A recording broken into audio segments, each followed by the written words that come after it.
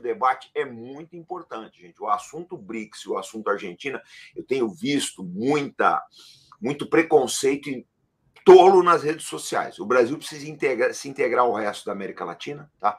Mas quem vai falar disso são os nossos convidados de hoje.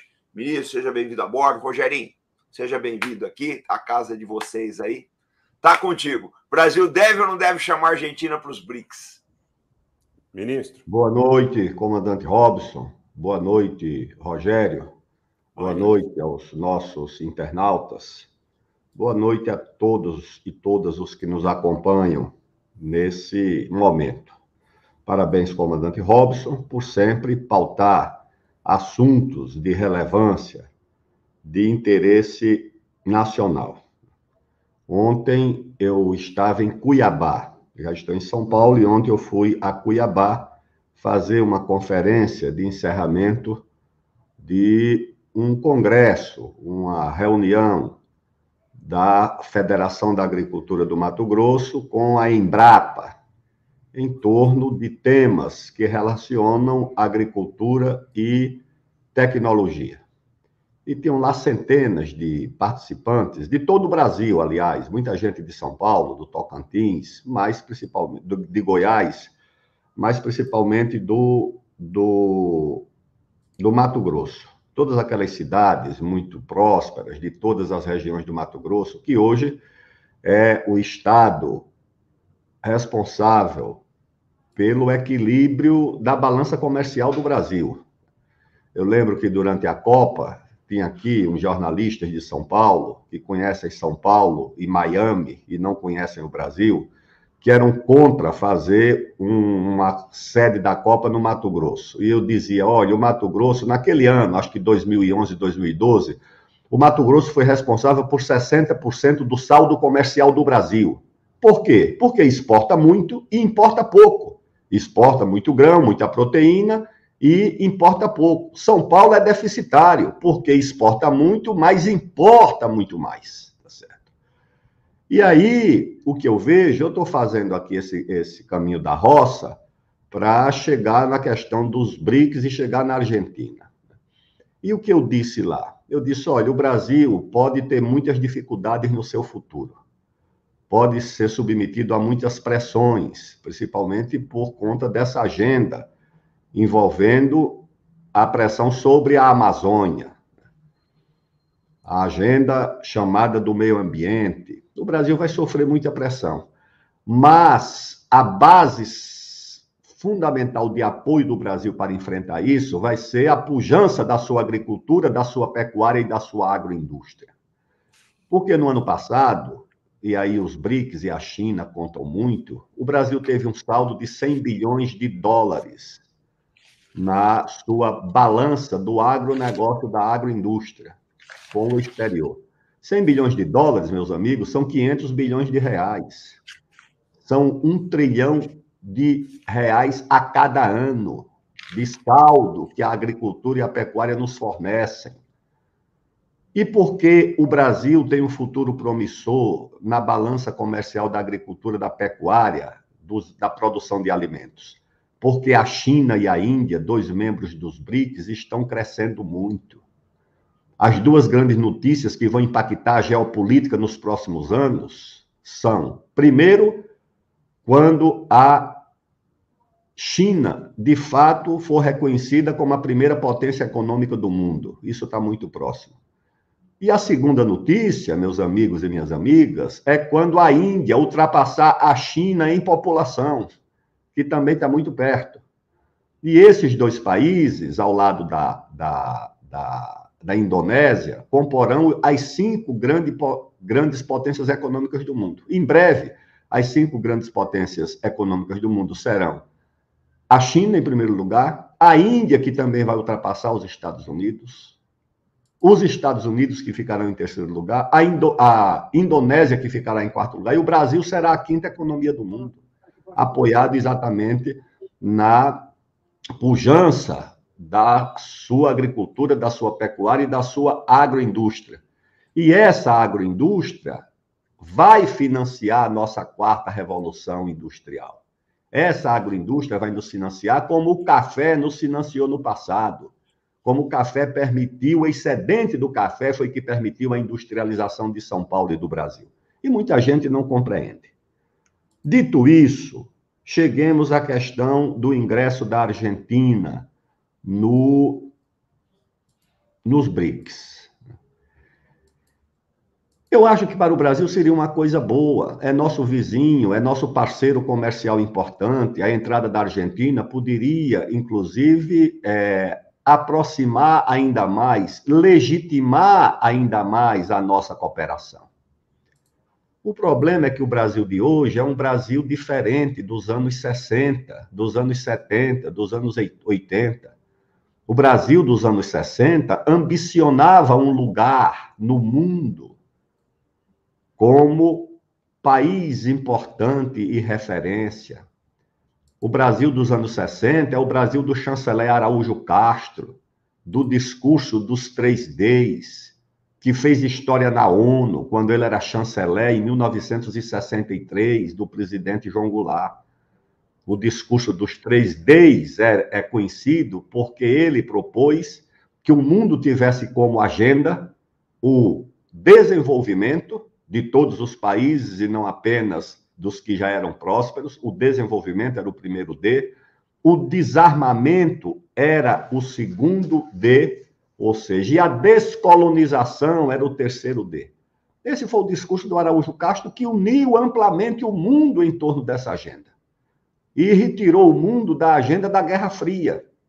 Esse Araújo Castro foi tão importante que, mesmo depois do golpe que afastou o presidente João Goulart, em 1972, quando o governo militar indicou um embaixador para chefiar a nossa delegação na primeira conferência de meio ambiente da ONU, que aconteceu em Estocolmo, eles indicaram o Araújo Castro, que tinha sido chanceler do governo que foi deposto, do João Goulart. O Araújo Castro foi para a conferência de Estocolmo e impôs aos Estados Unidos e à Europa Ocidental uma das maiores derrotas diplomáticas da história da diplomacia mundial. Porque a Conferência do Meio Ambiente de Estocolmo foi convocada e promovida para exatamente pôr um freio à aspiração dos países em desenvolvimento ao desenvolvimento. Era a agenda que antecipou aquele grupo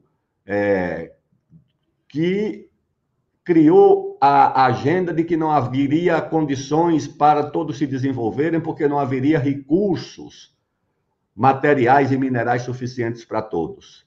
E o que é que o Araújo Castro fez? Disse, não, aqui vai ter uma agenda que une amplamente todo mundo, é desenvolvimento e meio ambiente. Não tem agenda do meio ambiente se não houver agenda de desenvolvimento. E ele ganhou a África, a Índia, a China e a própria, na época, União Soviética, e isolou os Estados Unidos e a Europa Ocidental com a sua agenda neomalthusiana de querer separar a aspiração ao desenvolvimento por razões ambientais. Isso foi em 1972. 10 anos depois, o presidente Figueiredo, que foi o primeiro presidente do Brasil a falar na Assembleia Geral da ONU. Antes falavam os chanceleres. O presidente primeiro a falar foi o presidente Figueiredo, João Batista Figueiredo. E fez um discurso também que fez história nas relações internacionais. É um discurso épico.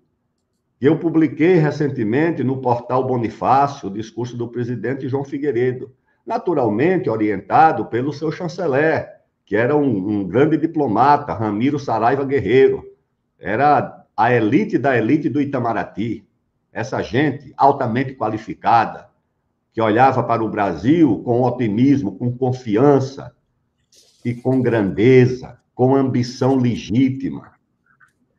Lamentavelmente, não é isso que nós temos hoje. Em 82, nós tivemos esse discurso, que foi a retomada do discurso dos 3Ds. Do Brasil apresentar pelo seu presidente uma agenda que não fosse a agenda da Guerra Fria. Era em plena Guerra das Malvinas. E o presidente Figueiredo declarou nessa reunião que o Brasil reconhecia as Malvinas como Argentina desde 1830 e poucos, quando foi a data da ocupação. Ele disse: nós reconhecemos as Malvinas como Argentina desde quando ela foi ocupada. Então, não era o problema ali da Guerra das Malvinas. Bem, o problema, meus amigos, é que o Brasil foi renunciando a essa ambição de ter esse lugar no mundo. E hoje, naquele tempo, o Brasil disputava a liderança na América Latina, na América do Sul. Por isso que nós ficamos com a Argentina e não com a OTAN e os Estados Unidos e a Inglaterra na Guerra das Malvinas. Figueiredo declarou, ficou com a Argentina, uma entrevista célebre dele, é um jornalista, acho que é Alexandre Garcia, que pergunta por que ficar com a Argentina. Ele disse porque ela está aqui do lado, ela é nossa vizinha e vai sempre estar aí. Pois bem, o Brasil tinha essa ambição, o Brasil tinha presença na África, o presidente Geisel mandou o Itamaraty, aceitou a posição do Itamaraty de reconhecer, em primeiro lugar, a independência dos países africanos de língua portuguesa. Foi o primeiro país a reconhecer a independência de Angola. Quando Agostinho Neto convocou o comício que entrou na capital, em Luanda, que chama São Paulo de Luanda, quando Agostinho chegou em Luanda, havia milhões de pessoas para recebê-lo. O Agostinho Neto, líder da independência de Angola, começa o seu discurso com essa frase: somos um país. O Brasil acaba de reconhecer a nossa independência.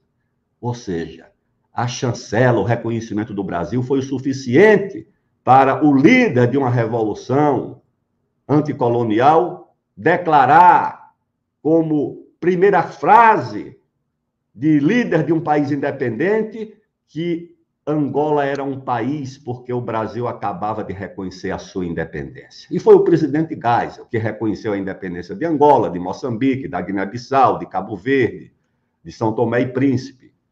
Depois veio o reconhecimento também lá da ilha, perto da Indonésia. Então, esse era o Brasil. O Brasil disputava uma liderança na África, o Brasil disputava a liderança na América do Sul. Hoje o Brasil renunciou a isso, renunciou à América. A África praticamente renunciou a essa liderança para as iniciativas da China.